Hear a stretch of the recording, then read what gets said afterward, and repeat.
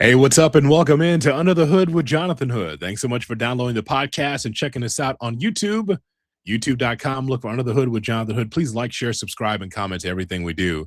Here on Under the Hood with Jonathan Hood, we are brought to you by the fine folks over at Lawrence's Fish and Shrimp. 4 locations. Canal Street, open 24/7, 365. That's been the spot for me for many, many years, going back to high school. None like that 24-hour spot for Lawrence's Fish and Shrimp on Canal Street, right by the rate. They have Hillside. They have Olympia Fields. They also have Evergreen Park. 4 locations. Some have said, oh, Lawrence's Fish and Shrimp, they done fell off. No. No, they have not. As a matter of fact, they are better than ever. So I want you to check them out. And, oh, by the way, when you go there, ask for the Jonathan Hood discount. Look for the ESPN discount. Say, hey, to my bill, I'd like to add the ESPN discount. Some people, like our guest is going to be with us, carries this card. Always have to have a card, just in case. But no, I just want you to ask for the ESPN Chicago discount, and you get some money off your bill. So check it out. Lawrence's Fish and Shrimp, shrimply delicious since 1950. The very best in seafood in Chicagoland. You know what it's time for right now? It's time for us to talk some football and other debauchery. And that means we got to go inside the trenches. It's the very best. When you're talking about breaking down football, you turn to only one man.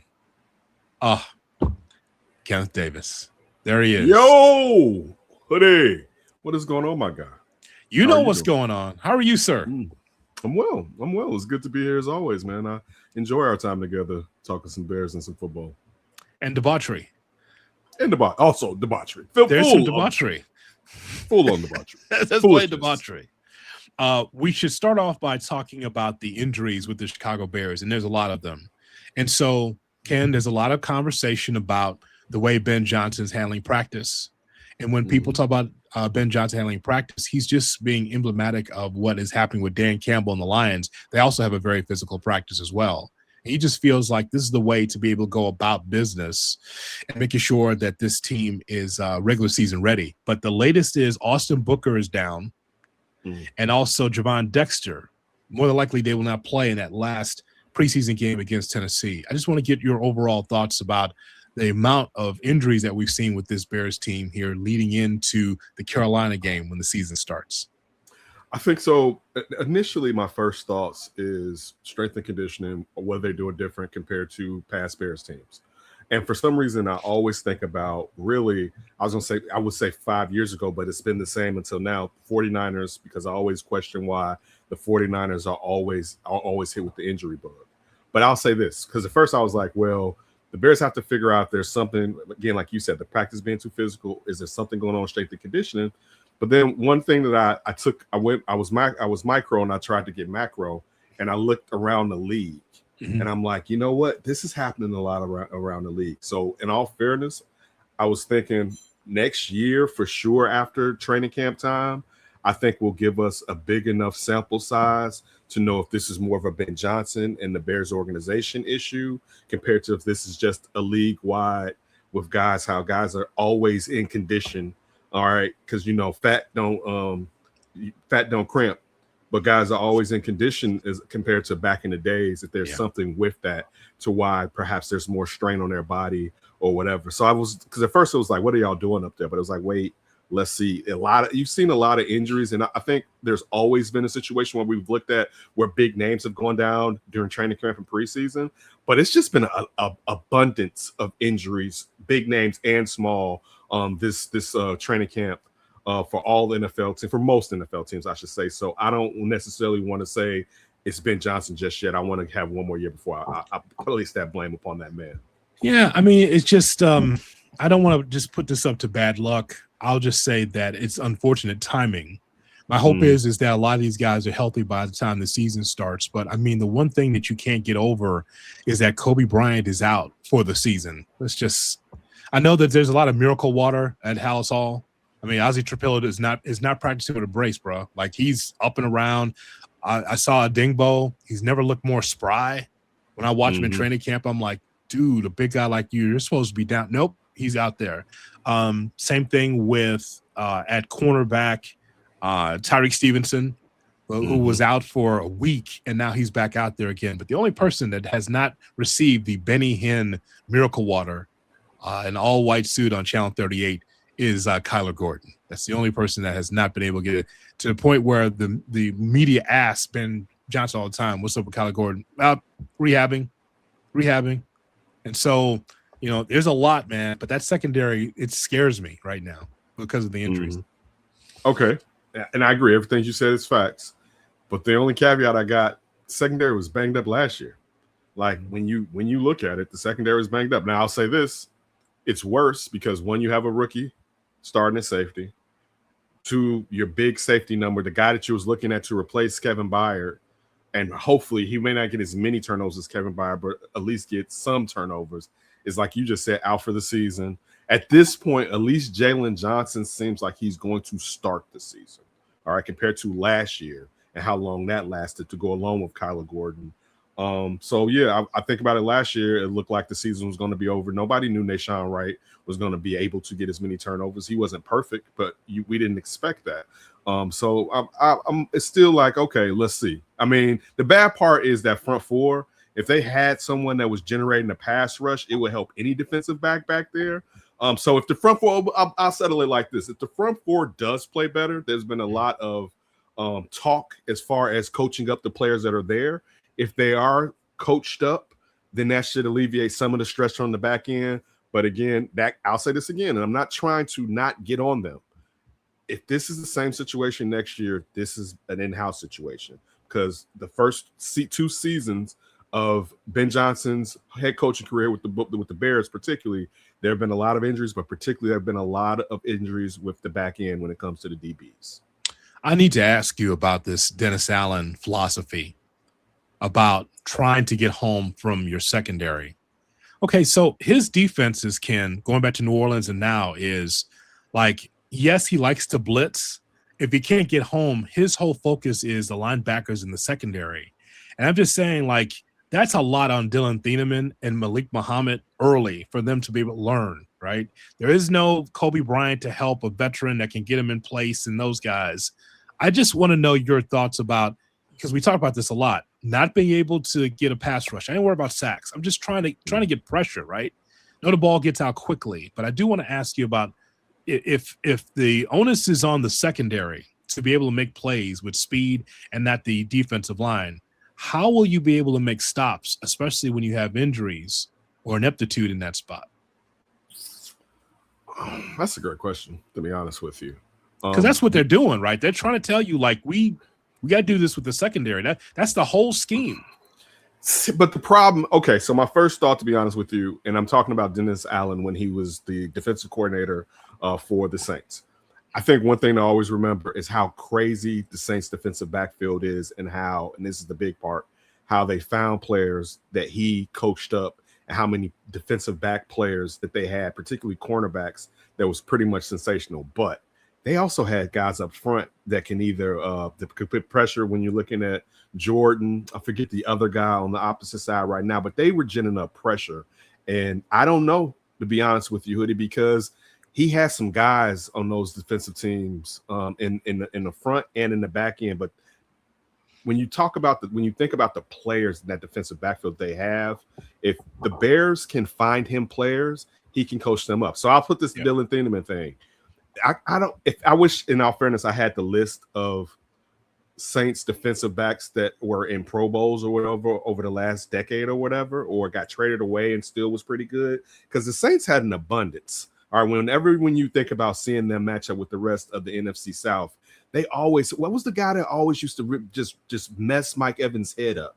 I can't even remember that cornerback's name, and he used to kind of he used to kind of shut Mike Evans down, and he was just one of a litany of guys that they used to always have. So really, it's about Ryan Poles giving him those type of guys that fit in his system properly. But I'll say this too: I would think that Dylan Thieneman is one of those guys. I wouldn't think that they would have brought in Dylan Thieneman if he doesn't fit the prerequisite for what Dennis Allen likes in his style of player. But it still goes to the point, but you're asking a lot of him because he doesn't have the guys starting alongside of him. But to be honest, I don't know, Hoodie, because I hear, and I I hear a lot of shit when I'm being honest with you.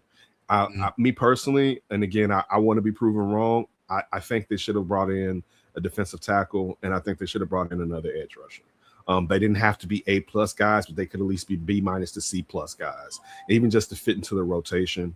And I think that may be an issue moving forward, particularly if the guys that they're supposed to coach up, aren't necessarily playing like they've been coached up by this coaching staff. So Ken, Marshawn Lattimore, Thank you. corner, right? There's Demario Davis, who's a linebacker that went to a lot of Pro Bowls. Honey Badger, I don't know if he went in within 10 years, but I know that he was a Pro Bowler. And then you mentioned Cam Jordan, who was all world as a defensive end for the Saints during that time over the last 10 years.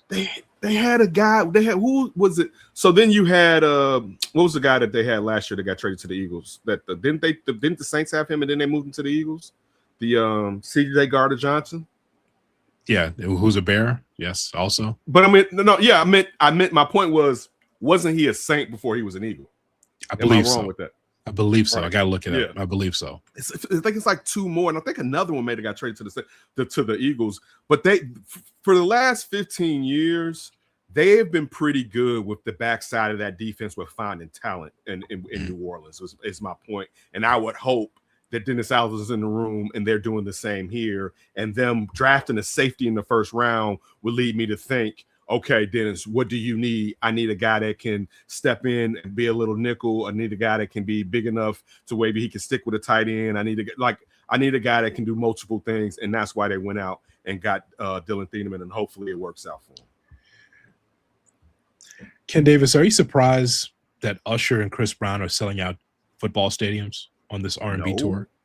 No, because their demo is people with money now. So you got Usher for the people that's 50-40, and you got Chris Brown for 30, 40, 20, or upper 20s. So these are all people that have disposable income. This isn't Jacquees or somebody, and I'm taking shots at Jacquees, but this isn't whoever it Leon, what's the guy that take Rodgers? your time, don't you rush? No, not Leon Rodgers. Shout out to Leon. But what's the guy? It's Leon something that I'm a dog, I'm a mutt. And I know that he's popular, but it's not him. Like, you get what I'm saying? It's not like you got these guys got hits. Like, these are the last two living. Let me make sure I'm thinking this right. Yeah, these are the last two. I probably shouldn't. These are two of some of the last kings of R&B is a better way for me to phrase that. Careful. Right? Oh, well, one's in jail. One's in jail. Don't get aggravated. I'm just telling you. No, people watch this podcast. He will always still be a king of R&B, regardless of what he was charged, what he went to jail for. But orange jumpsuit. Yep. Mm-hmm. You got him. You got Usher. Usher has had the crown at some point, and really Chris Brown's been rocking it for the last 15 years. If we're being honest. Now he's perhaps the least strongest singer out of all of them, but dancing. I'll tell you this. I don't think there's another singer dancer that can do what Chris Brown does. Now I think there are more that can have more vocal range and can do stuff that he can't do vocally. But I think Chris Brown, if he had a mutant power, it would be mimicry. He can, if you show him how a dance, he will do that dance. And at one point, he may do it better than whoever was the person that showed him how to do it. They're going to be in Santa Clara, Las Vegas, Dallas, and I think is that Jerry World? Yeah, AT&T Stadium. Have you seen that young lady that gets up there and dances with Chris Brown? Something. Her name's like Taylor Terry or something. Mm-hmm. Okay, because she fell into my page today. Oh, I was like, I went through a rabbit hole. I was like, welcome. Well, golly gee, Jay Hoodie. Well, golly gee. She fell into my page. The algorithm. No, but they're doing all the NFL stadiums. They're going to be at Sun Bowl Stadium in El Paso. Whew. Okay, Alamo Dome in San Antonio. So every team in the NFL looks like, and they'll do some college stadiums, Columbia, South Carolina, Williams-Brice Stadium. And I'm just looking at this list, man. Hard Rock Stadium in Miami. Yeah, they're doing all the NFL stadiums because they just got through Soldier Field. The reason why I asked the question is because disposable income. My goddaughter Kiara, does that work? My goddaughter Kiara, does that work for the name that you gave me earlier? What was the name? The person that you was it Shalonda? You mean the dancer for Chris Brown? No, it's like the typical person you gave me. You gave me an overly black name. That was so speaking of overly black names, my goddaughter Kiara and her husband went to Soldier Field, and because she's a huge Chris Brown fan, and of course you and I know the background of Chris Brown and of Usher, quite frankly, too. But I guess there was no fluids exchange, so I guess it's safe. But nonetheless, I just bumpy. That's got a little lumpy. I'm just saying, I'm just saying, she loves Chris Brown. That's why that she went. And I know you saw what I saw as well on social media. I've been to Bears games, haven't seen a crowd like that where it looked almost like claustrophobic. People trying to get at you saw this, Ken, right? Like people trying to get out of Soldier Field. That was tough. I think a lot of this is the Bucket Boys. Oh, you hadn't seen this? No. It was frightening. It was frightening. Really? Trying to get out of there. Yeah. Oh. Bucket Boys, I think, might have something to do with that as well because they people just they were keeping the pace. And the women also were twerking to the Bucket Boys, so that made had a problem trying to get out of the stadium. What page is this? I will send this to you. Hang on a second. I'll send this to you. Thank you. So, your thoughts on the twerking, sir, of the ladies? Some people don't need to be twerking. So that's. I thought this was gonna be a little bit more youthful. I a mean, little too old for you. Our age, twerking to the Bucket Boys. I mean, hey, there's certain things I know, Hoodie, that at this ripe age of mine that I don't look right doing. Yes. My joints don't move exactly the way that they used to. Sometimes, you just got to know, who you are at this point or whatever. You know what I'm saying? Like sometimes, and then how did homeboy, why is he out here? Oh my God. Okay. And then, of course, there's the enormous crowd. Yeah, I've been to events there. I've never seen just a logjam of people just trying to get out of there. That's frightening. That is. We went to Beyonce 2 years ago now, maybe, about me and the old lady. And that was big, but that was worse. That was definitely worse than the Beyonce concert, if I'm being honest with you. I mean, that's Beyonce. What you're watching now is worse. That it seems a little bit more congested than when we were coming down those steps to try to get up out of there. But bananas. Also, some people don't know how to get through crowds like that. I get through that crowd. Yeah, that's crazy. That's crazy. That's dangerous. Yeah, that's a lot. If you're listening on the podcast, I'm showing Ken the amount of people. I mean, Soldier Field. I mean, it's not the best place to go to a venue, but I mean, when people walking slow and checking out the Bucket Boys, that's crazy. That's a lot of people. Yeah, I was coming down that step, me and the old lady, and I briefly held hands with a gay man. Did you like it? No. First, I didn't know. I think we were both reaching for the railing. Reaching for what? And the railing. Yes. And when our hands touched, he looked at me and said, "It's okay." I said, "Fine." I started running. No, I'm joking. He's a cool dude. He's a cool kid. He's a cool guy. I'm glad that you enjoyed. This is an example of Braxton just not being strong enough. This is the holding call. It's just one. Some offensive line film that you got to see. And we're going to get to it in a second. I need you to see this because it's about Braxton Jones. Ken Davis, we got some issues with this offensive line. And I'm showing Ken number 70, Braxton Jones.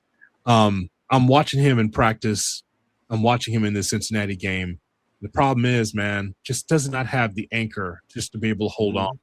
I mean, so my issue from the last game was that the Bears played the 2s and 3s of Cincinnati.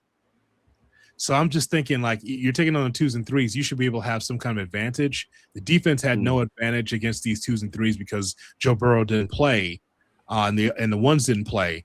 And I just thought the Bears just played a lackluster game. But this offensive line problem, this is not good.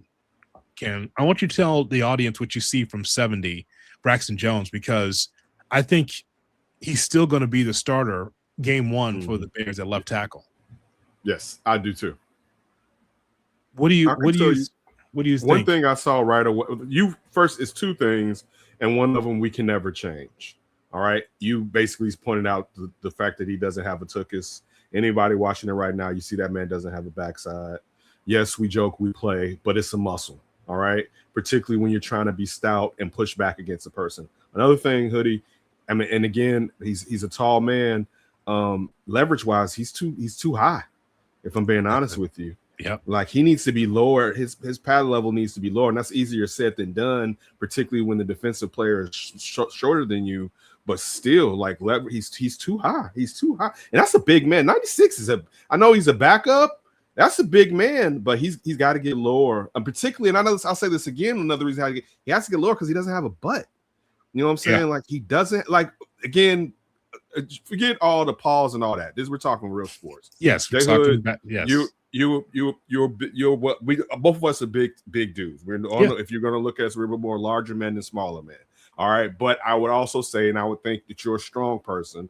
Part of your strength comes from back when you were younger and you had to rough some people up, or you're playing sports. The fact that you have bigger thighs, you have a backside that's a muscle that it's hard for people to push you in the direction that you don't want to go. You know what I'm saying? Like I know I naturally could be overwhelm people because initially most of my strength was throughout my legs and thighs until as I get older, I got older and was doing more push-ups and my body my upper top became larger. But with Braxton Jones and playing up high as much as he's playing, it's exposing them even more to guys being able to push him back. Now it wasn't even more of a pushback with the leverage right there. The problem was he couldn't angle that defensive lineman the way that he really wanted to make sure that the play would function optimally.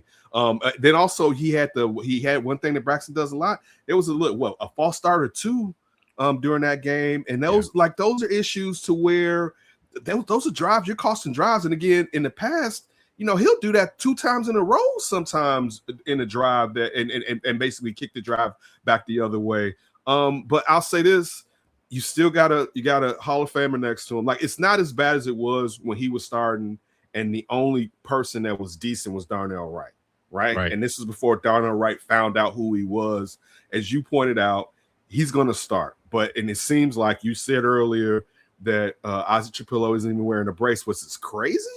I mean, I'm not a doctor. All right, and when I've had surgeries, was a whole different lifetime ago.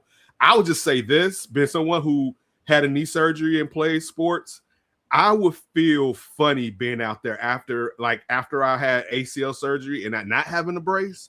Yeah, because it took so long before I felt comfortable. Like it was stout. You know what I'm saying? There were times where it felt like I was going through what happened right before I tore it. You know what I'm saying? Like the instability of it. And again, for me having ACL split surgery, they took probably more than one, but they took patella tendons off. So like on my knee, let's just say these are my patella tendons.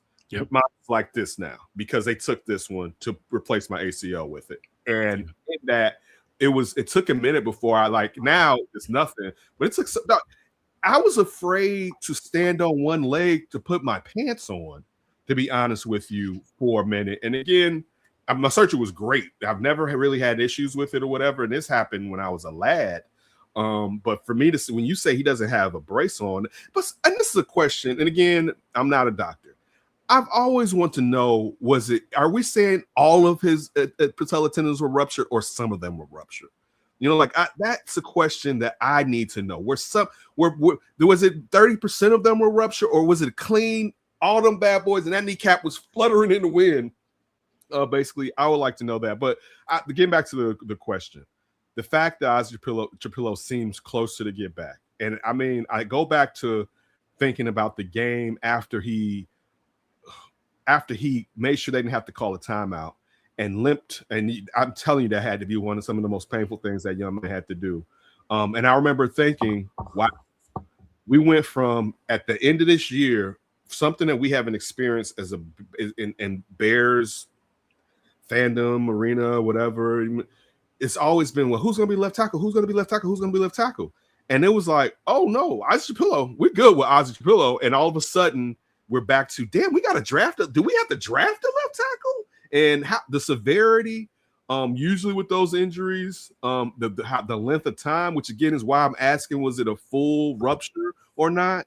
With him being able to get back like this, everything we were talking about Braxton is the truth as far as what we've known with Braxton. But knowing that perhaps in the first quarter of the season, you're going to get a guy who played better than Braxton has played, it lessens the worry that I have of playing out a full season with Braxton Jones being at times less than adequate at left tackle. You know, it's funny because the rest of the offensive line is good. And you remember there was injury issues last year, but yet the offensive line still held up. I'm trying to spin the positive, in which it's like Braxton Jones can just hang in there. It's not like it's completely leaky when he's at left tackle. We just expected for Trapillo to be there. And by the way, I'm not telling you that that's the answer. I'm saying is because he's still learning position too. Remember, he's a right tackle. He's learning to play left tackle. So whenever he comes back, it don't mean that it's fixed. But I take solace in the fact, Ken, that they have plenty of other veterans on that offensive line, including Darnell Wright on the right side. Bradbury's a veteran. He's just a placeholder for Logan. Like it's a 1-year deal. You know, you can go through PFF and look at the numbers. It doesn't look good for Bradbury from a number standpoint. He just kind of hike the ball and block. That's it. Like it's fine. I'm not. He's not an all-pro, and that's fine. But as long as Caleb can get the ball out and he can be able to get out of the pocket and the offensive line helps, then it's all good. It's all good. I remember when it was the shits, when it was worse than this. So I'll take it right now until Trapillo gets in. I'll say this too, and it wasn't like there were a ton of completions with Caleb when he played, but he was playing within the scheme. All right, like so everything that you're so let's think about in the past, Caleb playing sandlot football, right? Yeah, that Braxton Jones concern is heightened because we forget 3 seconds. You know what I'm saying? Like the amount of time that he's still holding on to the ball.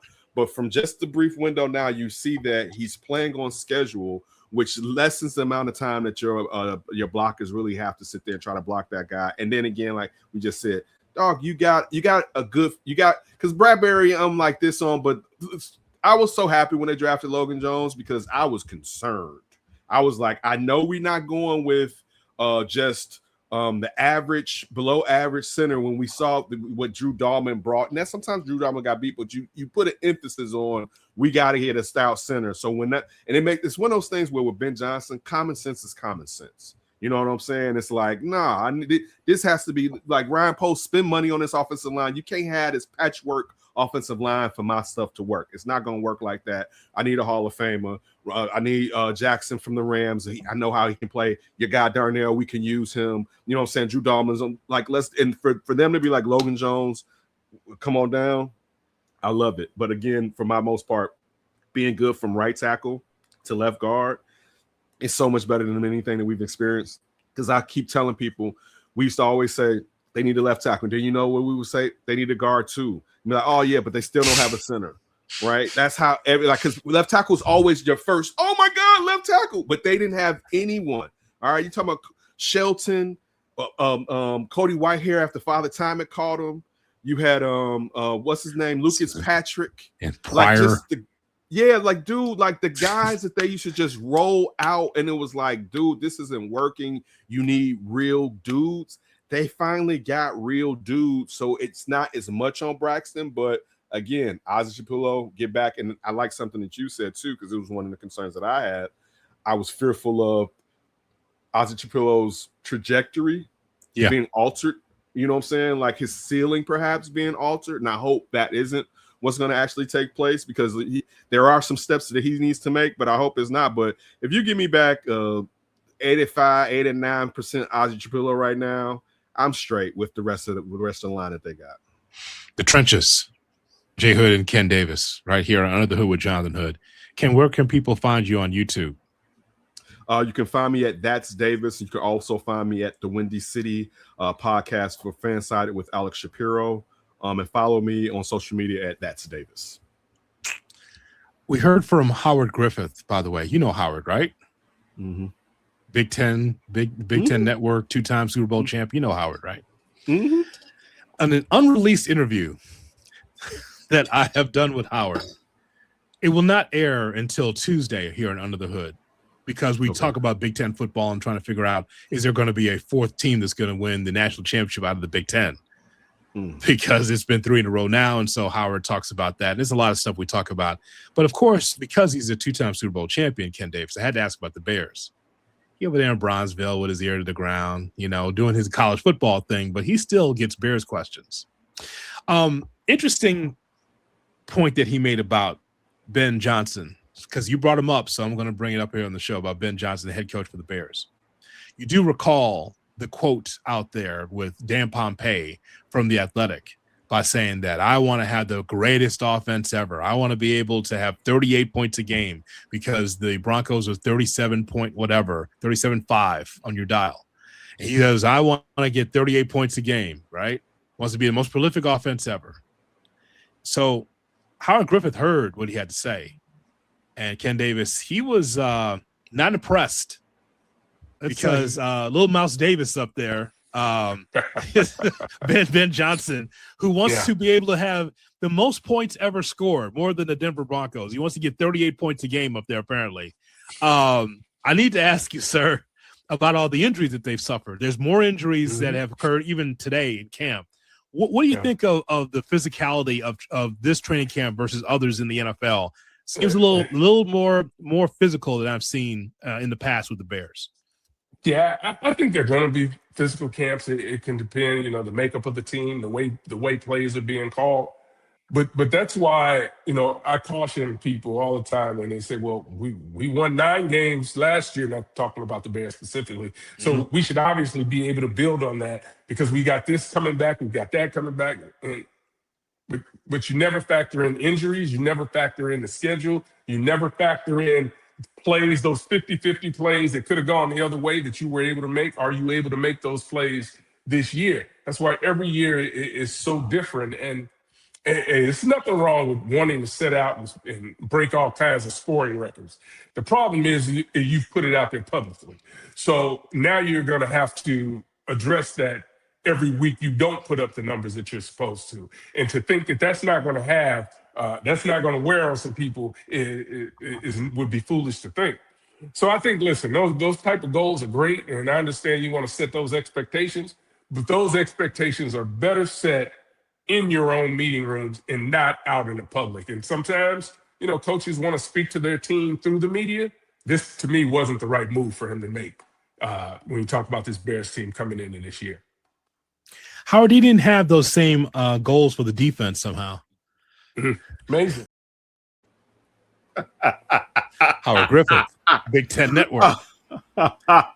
Your thoughts, sir? I mean, to be honest with you, if I had to choose which way I would have done it, I would have went the way that Howard said. I like the fact that Ben Johnson puts his what's out there in the street.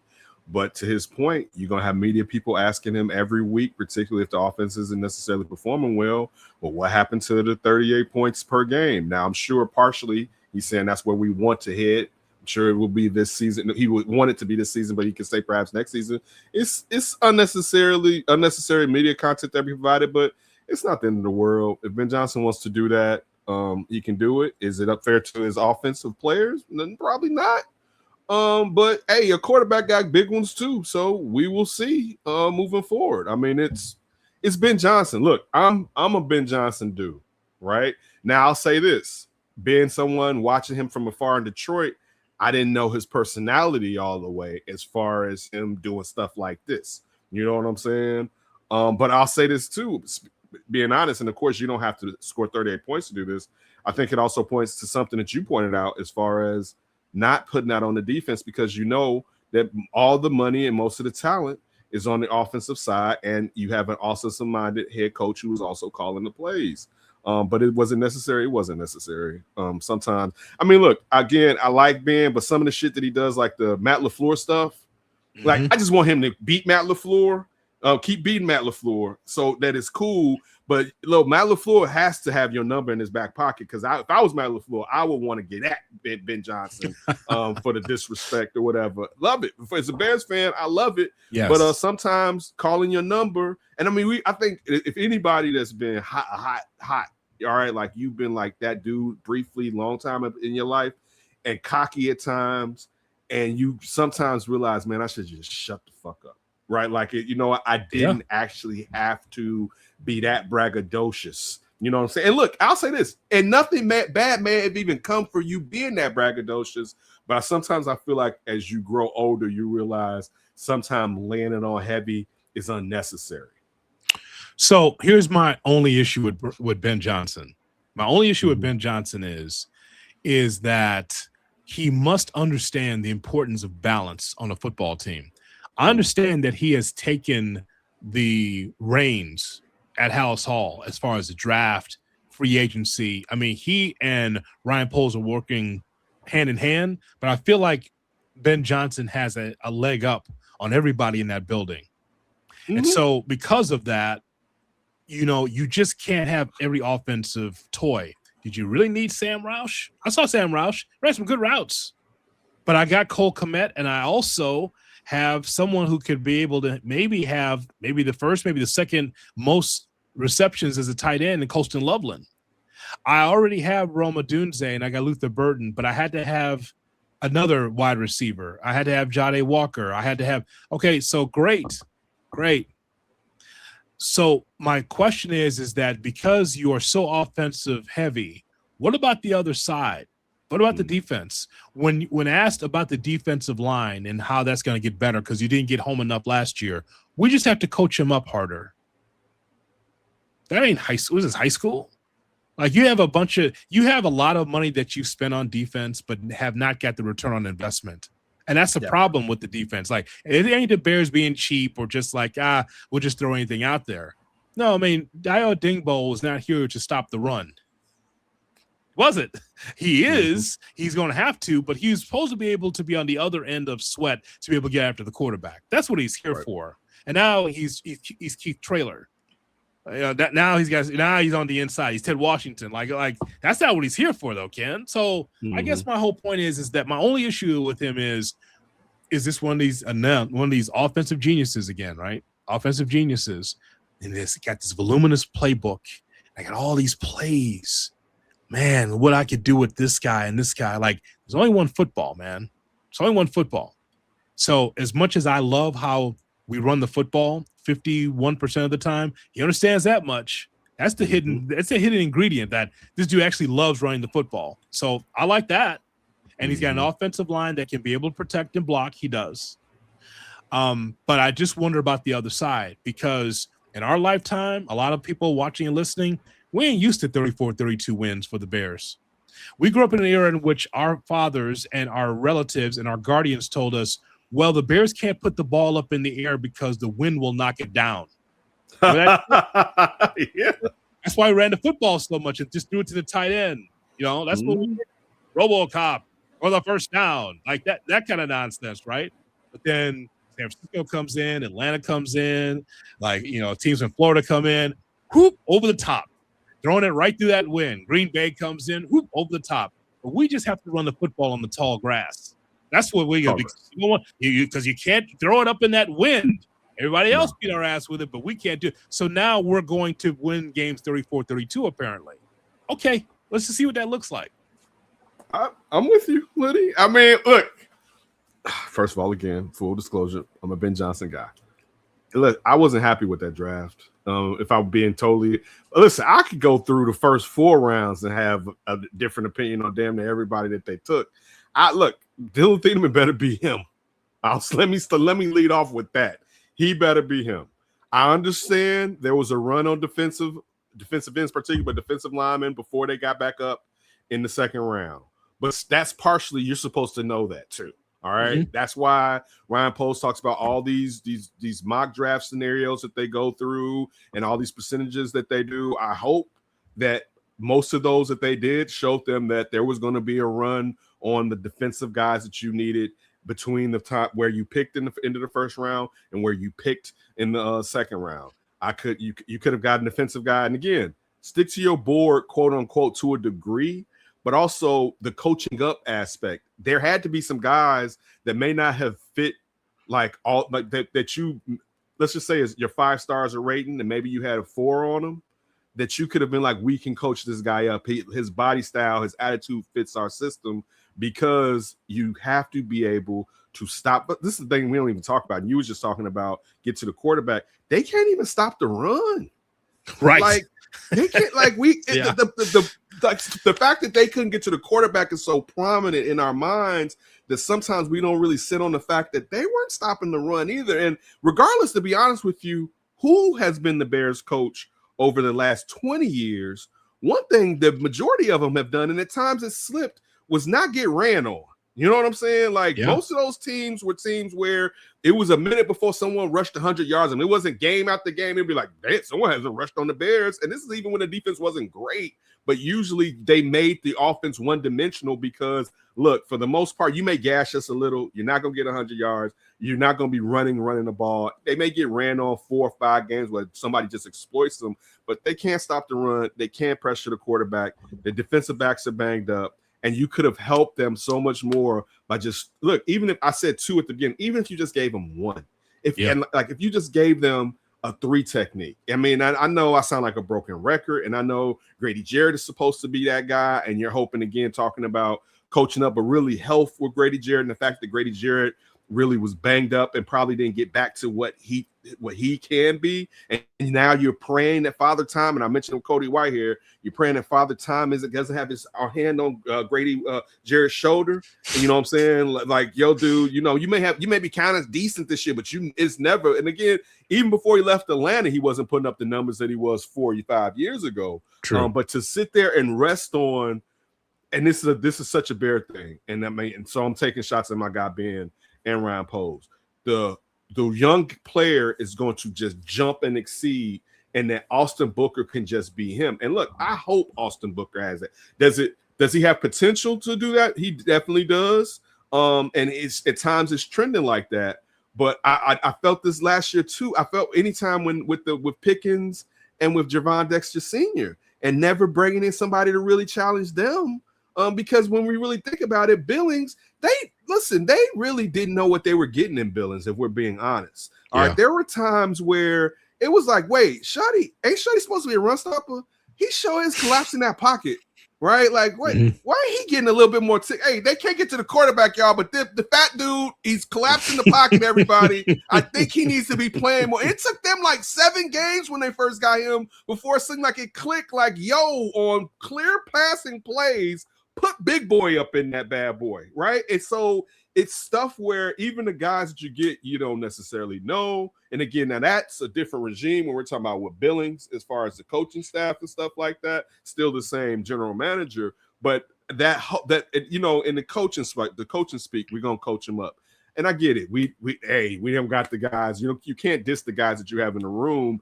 But yeah, the Sam Roush thing, that right there was like, bro, you could have got that. And again, not the quality of player that Sam Roush is, but you could have looked for a 3rd string tight end later on in the draft or in your undrafted. Yes, all that's right, correct, like, sir. You didn't have to go. If you don't have to look for them again, I'm not saying this is the factor is going to be, but you don't have to look for the future commit replacement now. All right, there's 2 more years on that deal. You know what I'm saying? Like, you don't need to sit there if that. And again, people are like, no, yes, that's what it is going to be. To say I said it during last year's draft, when they drafted Luther Burden, I was like, oh, well, the clock is on DJ. And I mean, it's like, nah, the clock's not on DJ. Yeah, the clock was on DJ. Yes, it was. Or whatever. So when you're sitting there and you're thinking that they go draft Sam Roush in the 3rd round, they just drafted a tight end in the 1st round last year, and they got a tight end making good cash right now.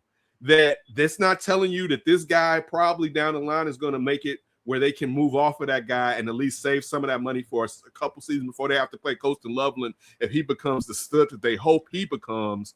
It was unnecessary. That's been just being a Ben Johnson guy. It was unnecessary. And that would have been look, if I'll put it like this, would I felt better? And first of all, we would have known that they was going to draft. Well, unless they told us they was going to draft Sam Roush.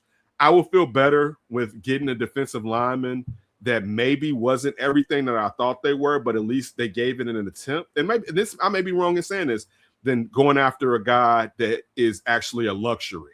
You know what I'm saying? Like Sam Roush he's a luxury. I mean, how often are you going to be? And I know this switches in 13, and then depending on matchups in 12, you may perhaps want to put Sam Roush in for one of those guys.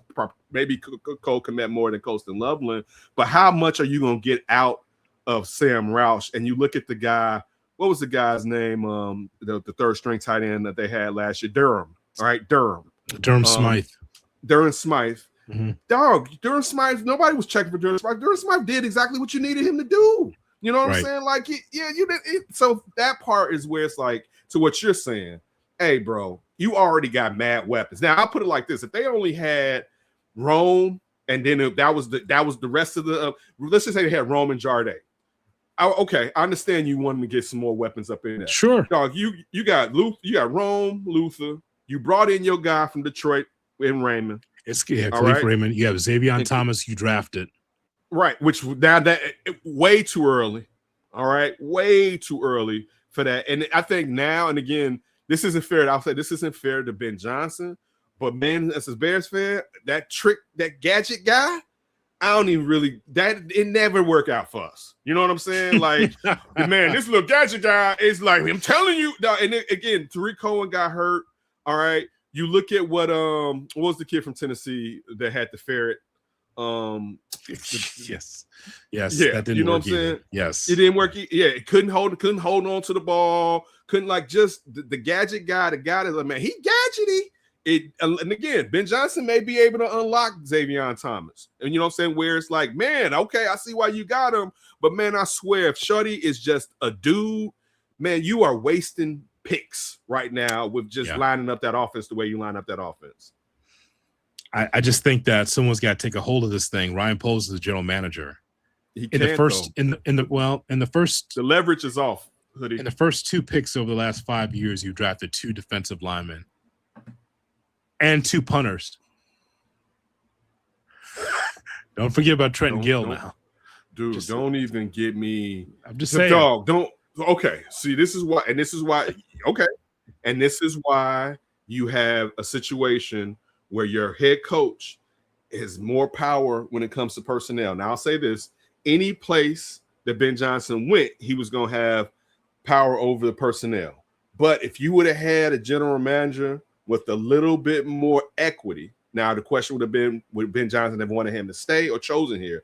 But a general manager with more equity and proof that he can do his job, to be like, I hear you, Ben, but look at what I've done here. I drafted so-and-so, so-and-so, so-and-so, so-and-so, so-and-so. So let's work together. I'm going to get you what you want. But some of these things I need to do to make sure the team is balanced, as you said earlier, it will work. But you're looking at a Ryan Poles who was basically hanging on by a thread when you're talking about what he got back from what he's spent or traded so far. I mean, some of the stuff, of course, you got Caleb, but what if you get the first pick in the draft, you bet not, you should be able to knock it out the park. You know what I'm saying? So you got those picks because of the trades you made, and they were high. But some of those suggestions, look, I first of all, interviewing Rome, I like Rome on Doomsday. You know what I'm saying? I like his. He seems like he has a really good character. Seems like he works hard.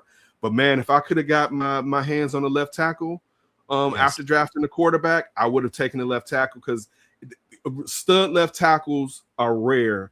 I can find you a wide receiver. And it's not even knock. I hope Rome can be the guy that they thought he was going to be. But even if you're looking at it right now, where before the draft or when they drafted Rome and what you thought he could be, do you still think he can be that? And I'm saying it's out of the question. All right. But with 2 years in, and last year, beginning of last year, he was playing like his hair was on fire. Can't take that away from him. But still, and I guess part of this is the injury plays a factor in it.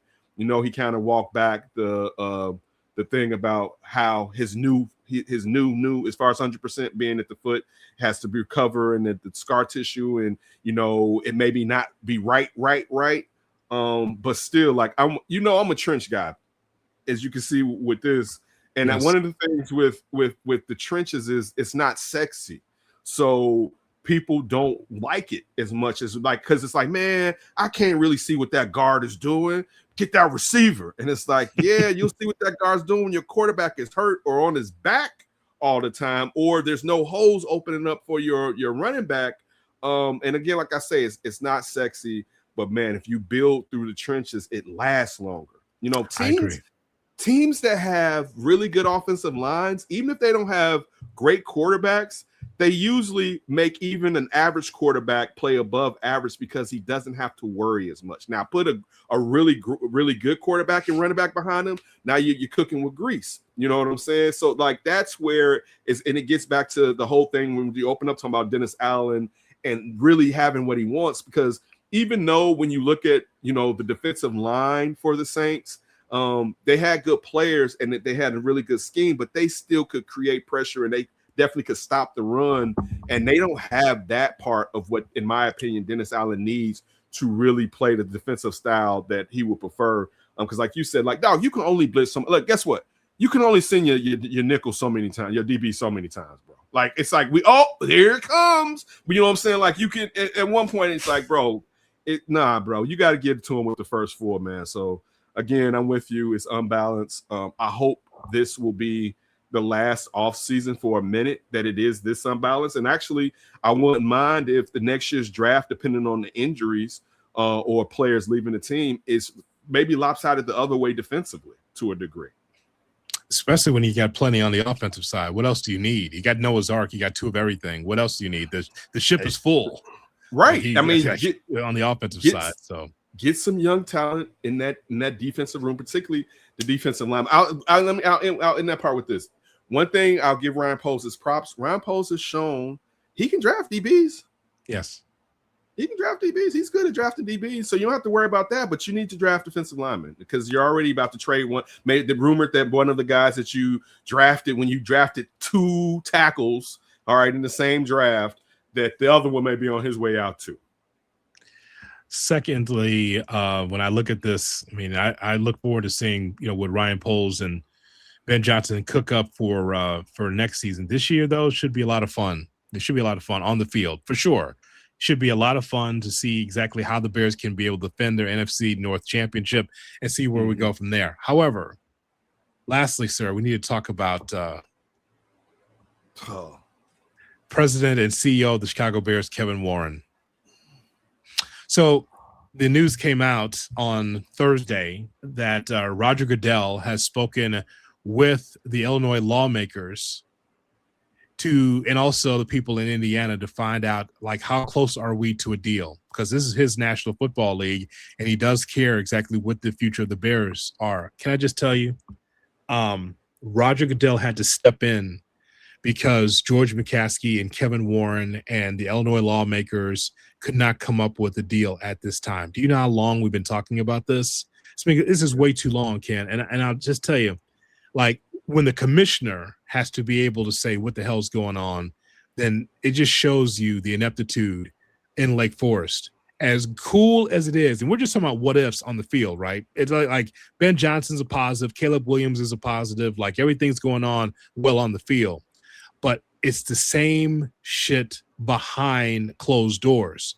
How is it that on the field that you're straightening up your shop, but yet you have a sloppy shot within the offices?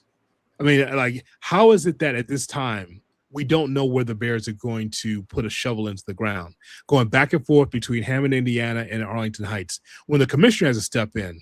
Because this market is very important to him. It's a charter franchise. Of course it's important to him. But yeah. Kevin Warren, let me just tell you about Kevin Warren. Kevin Warren came into Chicago's like, friends of the program, friends of the park. Yeah, bring them in. And they were like, no, there is no bringing in the friends of the park. What do you mean? We can just sit down and negotiate. We can just be able to build right here at beautiful Soldier Field. Like, no, you don't understand. The friends of the park are more powerful than the mayor's office. That's a fact. The park district is stronger than the mayor's office.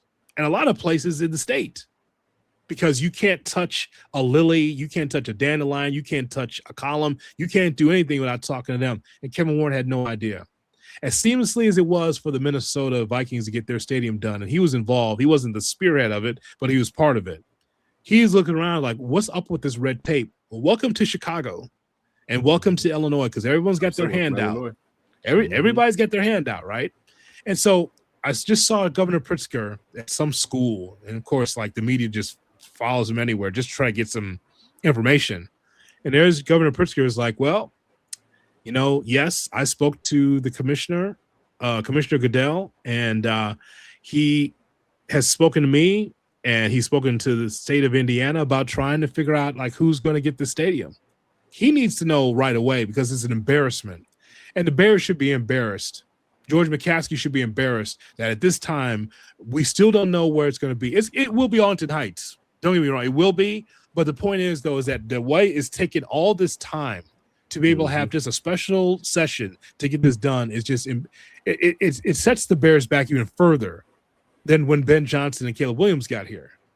So how is it that you're great here, but you got a sloppy shop still? As is, you know, even it's like as if Ted Phillips is still here in the draft room. That's how ass backwards it was, right? And so, Ken, I'm just telling you that for the commissioner to step in says a lot about how there's nothing happening. Nothing. You got land in Arlington Heights and you in Hammond. They're just trying to figure out, okay, do we have to dig up this Dollar General or not? You know, that's what they're trying to figure out. Should we move this White Castle and this Aldi or not? That's all it is over there. Oh, what about this oil refinery? What's about that lake shot with the gas fire things going off next to the stadium? Like gonna be. Well, that's called infrastructure. Oh yeah, that's going to be beautiful. The Dove soap building over there. The purple steer. They need to know if they can move that purple steer out of there. It's ridiculous, and it's but thing that you hit on. It's just so Bears.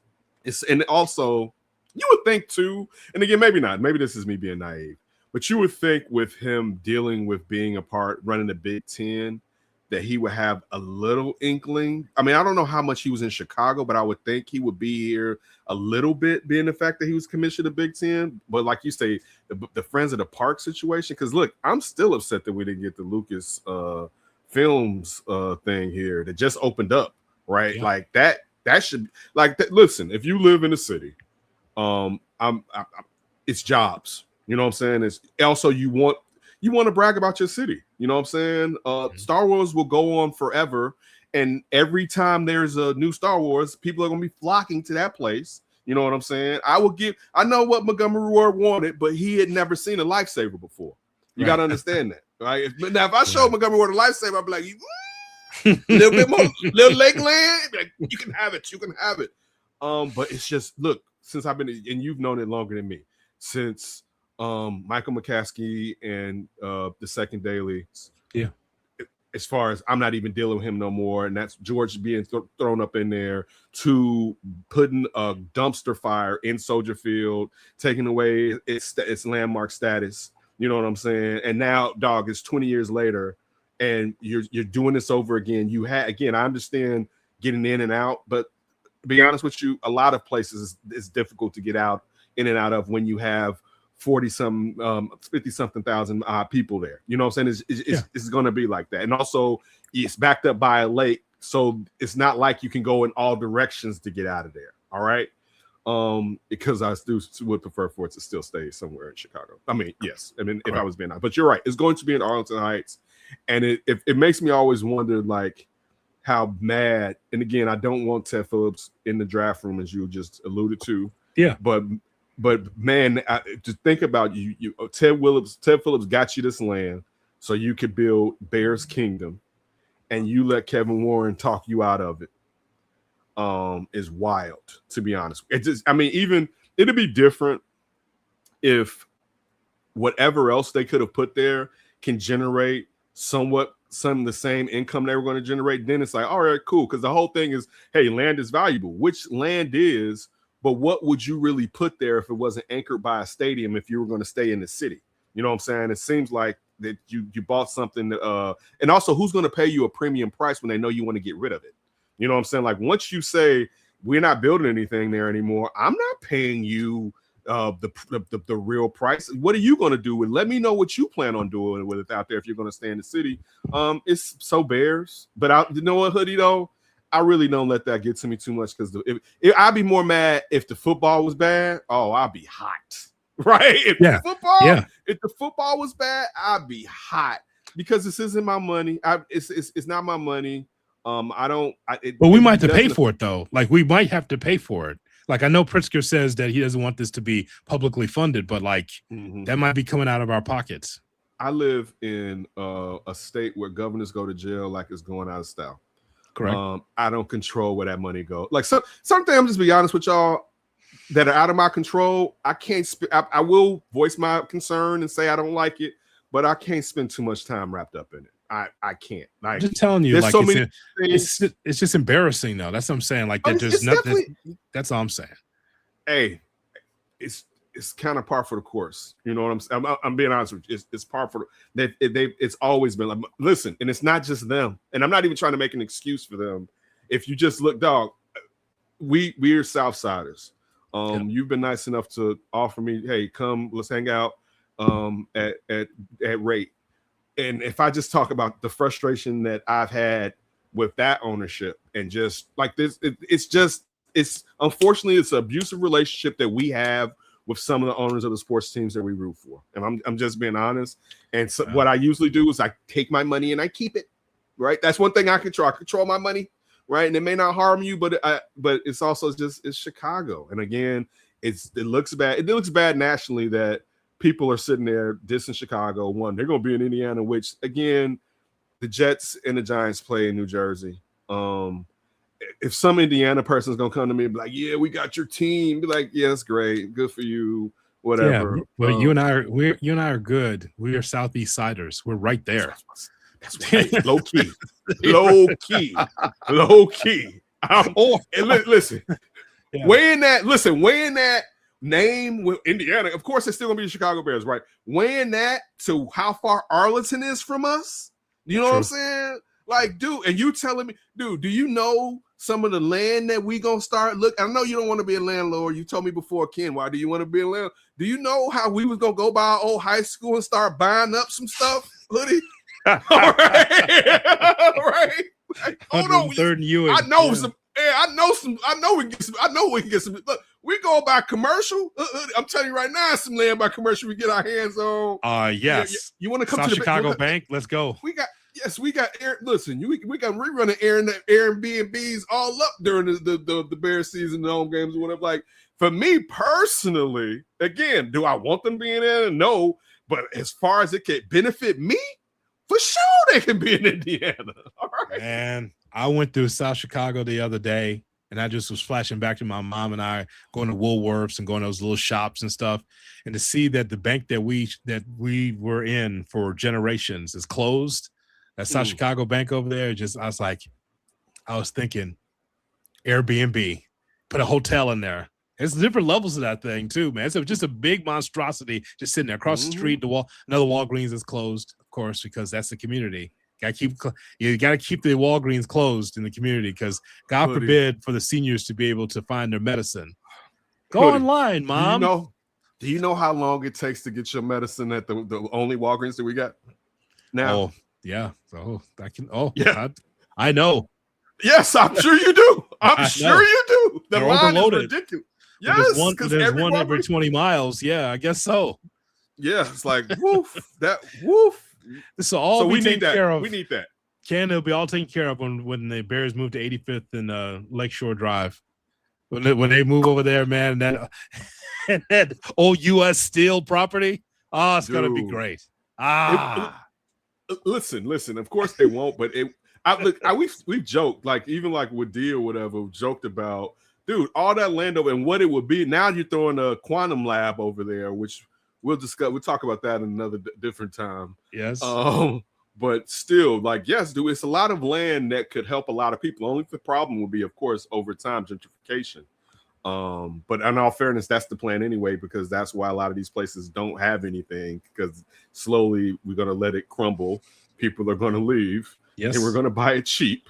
And then we're going to sell it for a lot, because people are going to start to think this area is cool or this is that. And once you get something like a quantum lab or a stadium that can anchor it and you can build business around that, now it's time to get going. So that's, the cyclical nature of real estate and what takes place all over the place. I don't know, man. 300 acres of privately owned lakefront land on 85th and Lakeshore Drive. The only problem with that would be you would have to build some type of expressway. Like, how would you're gonna go? All those cars gonna be driving down 79th Street up the bridge. What you mean? There's a bridge right there.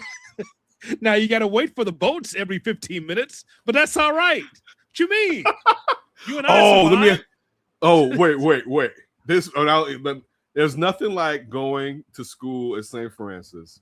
Yes. And if you paid attention and you're going and you get to 95th and you like the bridge is up, then you bust out left and you cut across that road that goes, it's a back road to get to the other bridge real quick. Yes. It's nothing like getting morning trying to get from no, we gotta go this way. Like, oh yeah, man. Oh yeah. Yes. Both from St. Francis de Sales, 103rd and Ewing Avenue. That's why Ken and I can speak expertly about this area. But it sounds more like Arlington Heights every day. We'll see.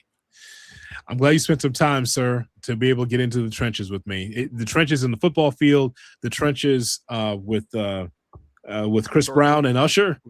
Yeah, and the trenches. I don't know about those trenches. Those weren't the trenches I cared for as much. I thought you were sending me something. I was like, oh, it got really auntie-ish. The trenches. Jay Hood and Ken Davis. Thank you, Ken.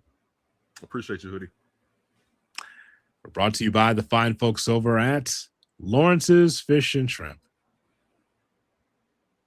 Shrimply delicious since 1950. Lawrence's Shrimp, Fish and Shrimp. Let me tell you, nothing like going to downtown Chicago, spending time at a party, then a bar like a Bennigan's till they close at 2 a.m.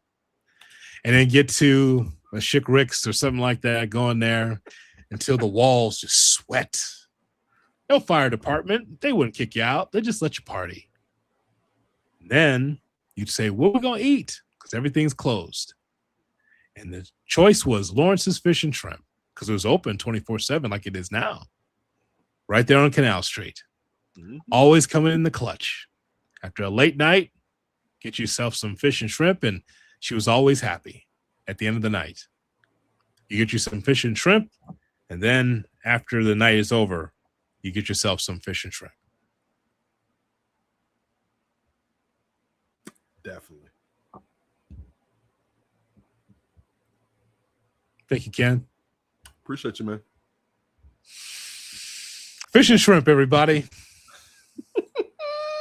So long, everybody.